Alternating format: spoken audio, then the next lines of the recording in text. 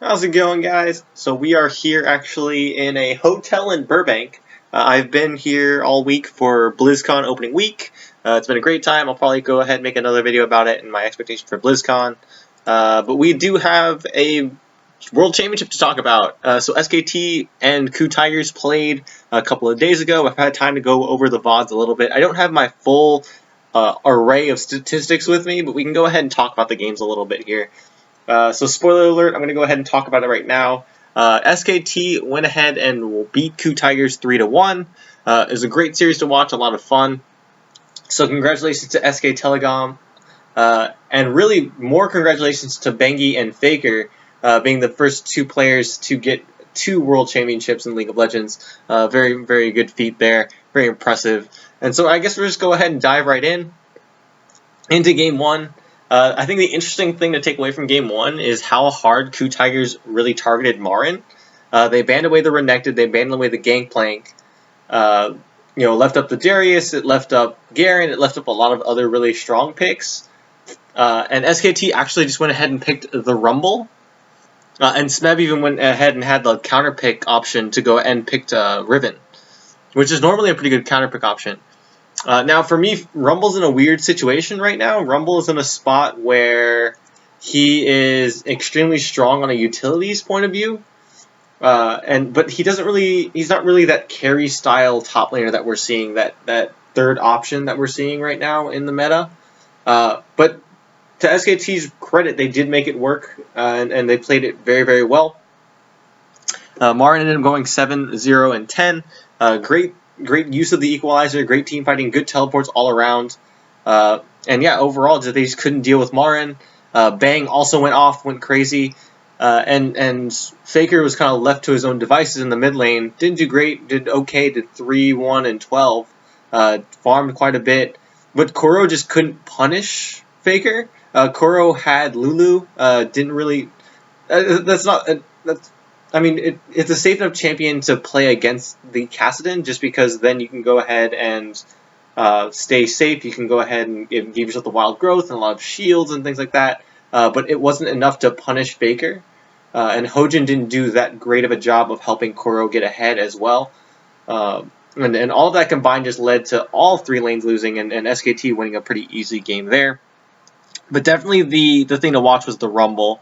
And how they targeted Marin so much, but it didn't really help out at all.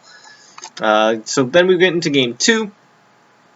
Another weird kind of strange game here. KU Tigers actually banning out the Tahm Kench. I would have thought that they would be the one team to leave that open, especially seeing how Gorilla is so much better than Wolf, at least in my opinion. And to me, Gorilla is the best support player in the world right now. I mean, other than Mata, but I mean, we can't really talk about Mata because he's in China. He's playing very badly in China. But to me, Gorilla is the top performing player or top performing support at Worlds.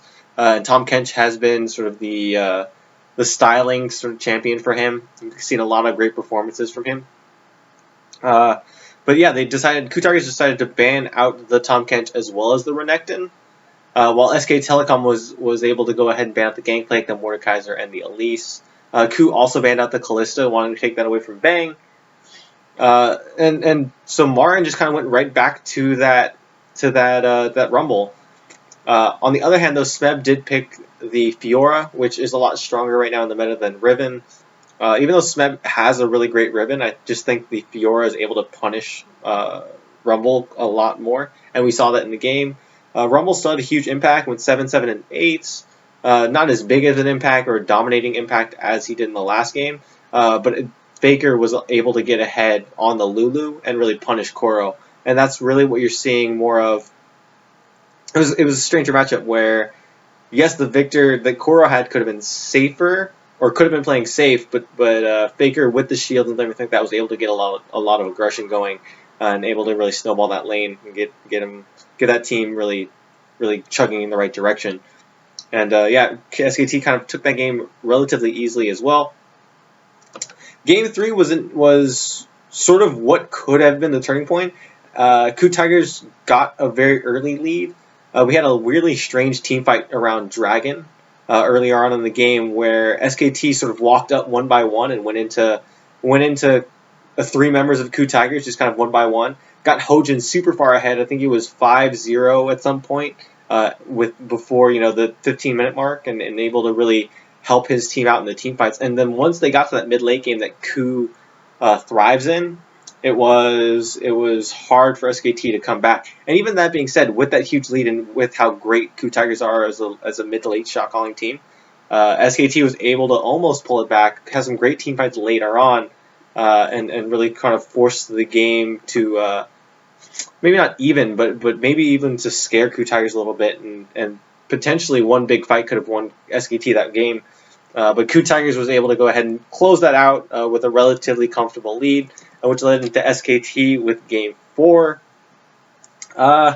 This one, it was great. The best tweet I've seen about this is sort of like Coup Tigers when you punch the bully in the face in the movie, right? You have the big bully that's pushing everyone around, and you have that one kid that punches the bully in the face, and the bully just kind of falls down and crumbles, right? That could have been the storyline here, but no. Instead of the bully falling and crumbling, the bully just got more pissed off and just kind of dumpsters the little kid, and that's really what happened here in this game. It looked like SKT really wanted this snowball, and so they ban out the Fiora. They ban out the Fiora. Coup Tigers actually ban out the Rumble in this game. Marin just ends up playing Gnar. Bangy gets Elise. Faker gets Rise. Bang and Wolf get Sivir and Alistar. And these are all very comfortable champions, all champions that functionally synergize very well together. And they only died once. I think Marin got caught, and Marin did get caught up towards his own red buff. But otherwise, that game was very, very one-sided. And SKT just kind of snowballed the game and won from there. And yeah, it's a very easy game. And it sort of shows how Gorilla did get the Tahm Kench in the in what game did he get it in? Oh, actually, that's actually the game he got it in. And so they let Gorilla have that power pick as well as the Ashe that Coup Tigers love to run. And yeah, they just couldn't do anything with it.